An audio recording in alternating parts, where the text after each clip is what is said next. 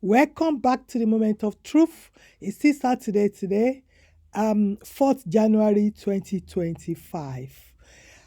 We are discussing today about the idols of the mentor, the Westerner mentors of your pastors. How Africans, pastors, bow down to American pastors, bow down to their wealth, to their achievements, cultivate all their nonsense and rubbish. I posted a video a long time ago that church died more than 100 years ago in the USA. God left the church. So, the Hausa went there, the Hausa and Ayorisha they went there and brought the madness to Africa. Now, let's hear what Americans are saying about your pastors. Was the biggest loser. Satan? No. God.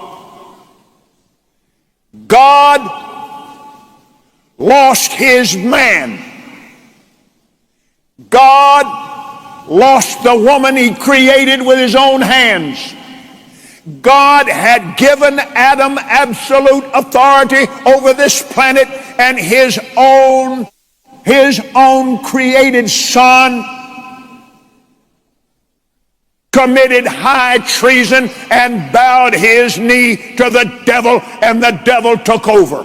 Adam had a leash on this earth, and as such, he was literally the God of this world.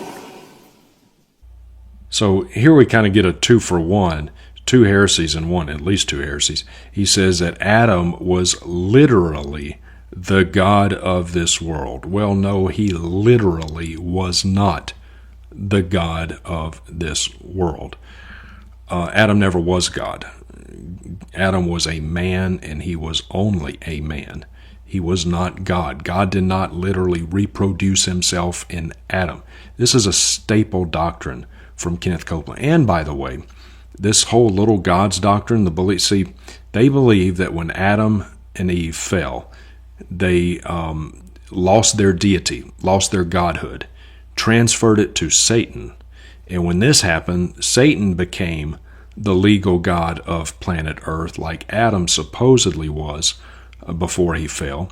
But Satan is not the legal god of planet Earth. 2 Corinthians 4:4 refers to Satan as the god of this age, in the Greek word aeon. Paul is making a theological point, not a legal point. But at any rate, dear friends, Adam was not a god at all. But this is why the faith preachers hold so tenaciously to health and wealth, because they teach that when you become a Christian, you regain what Adam supposedly lost before he fell. You become a god just like Adam was. So you are a little god. In fact, the heresy in the Word of Faith movement is so bad today that they've pretty much dropped the little from the little gods doctrine, and you just are a god. You are just like Jesus. All the rights, all the privileges, you are equal to Christ. You see how Americans are exposing Oyedepo and Adeboye's mentor. Those are the ones that destroy Nigeria Christianity. You're a God. You are God. You're just like Yahweh. You're just like Jesus. And therefore, you should never be sick, and you certainly should not be poor, because after all, God is not sick, and God is not poor. So, let's get back to the subject matter at hand, shall we? Is God really, this is hard for me to even say, the biggest failure, the biggest loser of all time? Well, let's go to the text, shall we? I wonder what Kenneth Copeland does with some of these verses. So let's look at Isaiah chapter 46, verses 9 through 10, God speaking. For I am God, and there is no other. I am God, and there is no one like me. That includes you, Kenneth Copeland. Declaring the end from the beginning, and from ancient times things which have not been done, saying, My counsel will be established, and I will accomplish all my good pleasure. God is God. There is no one like him. And he says, my counsel will be established. I will accomplish all my good pleasure. Dear friends, God has not been kicked out of planet Earth. He is not hamstrung. He is not like the kid on the playground on the sidelines that nobody wants on their team, just looking and wishing that somebody would pick him. Oh, pick me, pick me. That's what they've reduced God to. It's pathetic and it's disgusting and it is profoundly unbiblical. So, I wonder what Kenneth Copeland does with Isaiah 46, 9 through 10. I wonder what he thinks about that text. Ooh. Seriously? Was that really necessary, Kenneth? Well, okay, you don't like that verse. Well, what do you think about 1 Chronicles 29:11? Yours, O Yahweh, is the greatness and the power and the glory and the victory and the majesty. Indeed, everything that is in the heavens and the earth. Yours is the kingdom, O Yahweh, and you exalt yourself as head over all. So, that's their reaction when you are telling them the truth. They will attack you. Your pastors here are doing the same. Oyedepo, Adeboye, you see curses everywhere, attacks everywhere, spiritual attack and all that.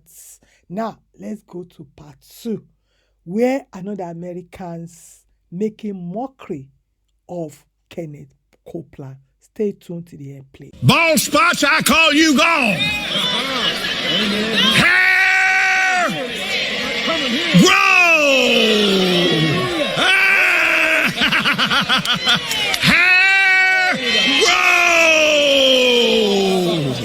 Kenneth Copeland has got to be one of the best examples of all time of one of the worst examples of someone pretending to be a Christian pastor. I am appalled and shocked not only by his behavior, but by his following.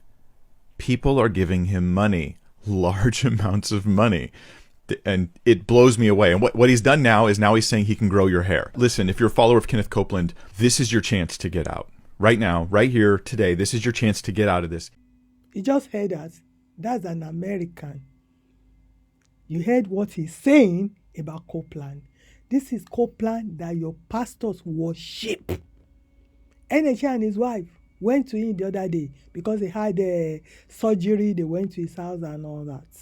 When we are talking about your pastors, it's not that we hate them. We are talking about their behavior and we want to save your soul. That's why we are talking.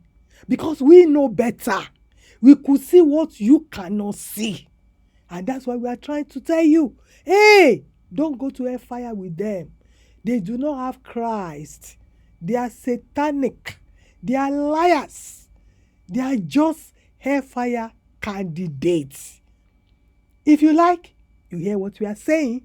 If you like, you say, you are just criticizing them. You look stupid. Because when I pinpoint the error of David Jr. at Kosa, some of them come to write rubbish. Me, I just block them because I don't have time for arguments. If you want to take yourself to hellfire, that's your business.